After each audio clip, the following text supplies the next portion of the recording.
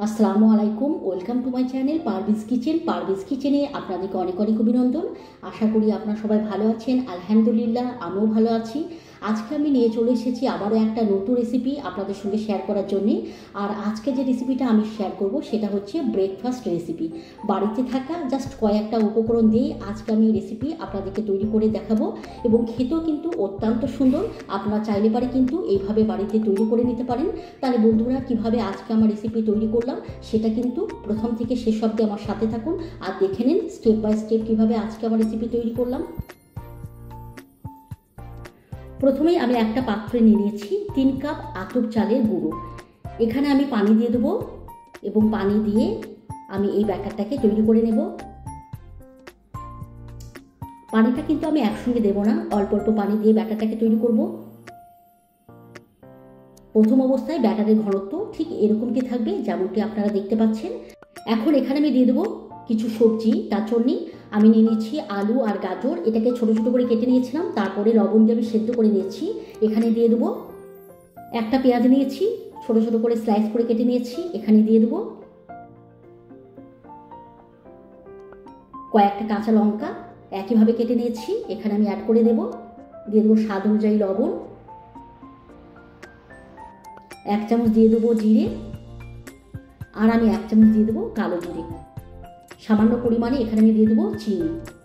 আর 2টো ডিমকে আমি ফেটে প্রথমে রেখেছিলাম, এটা এখানে দিয়ে দেবো। সমস্ত উপকরণ আমি দিয়ে দিয়েছি। এখন খুব ভালো করে আমি মিশিয়ে নেব। প্রথম অবস্থায় ব্যাটারের ঘনত্বটা আমি একটু গাঢ় করে রেখেছিলাম, তার কারণ এখানে আমি ডিম অ্যাড করব বলে কিন্তু গাঢ় করে রেখেছিলাম।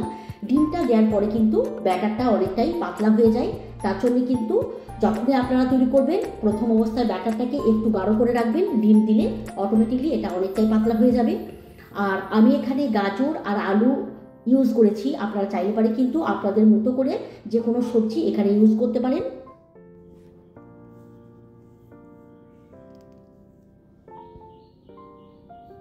খুব ভালোভাবে মেশানো হয়ে গেছে।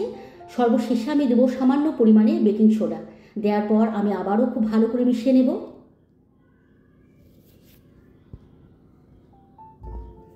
পারফেক্টভাবে এটা তৈরি হয়ে গেছে। এখন এটা তৈরি করার জন্য আমি কড়াই বসিয়ে দিলাম।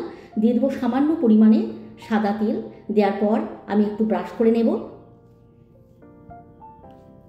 তারপর যে ব্যাটারটা তৈরি করে রেখেছিলাম এখানে অল্প অল্প করে দিয়ে দেবো।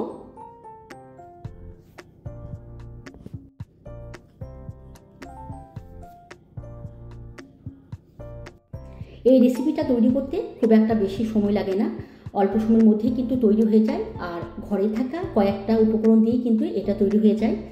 তো আপনারা চাইলে পারে কিন্তু এইভাবে তৈরি করে নিতে পারেন।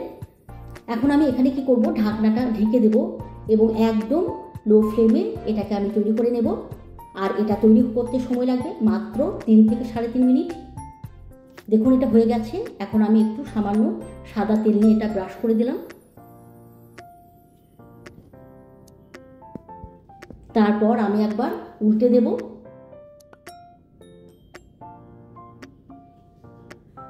এবং এইভাবে আমি আবারও 1 মিনিট তৈরি করে নেব, তাহলেই কিন্তু আজকের পিঠাটা তৈরি হয়ে যাবে।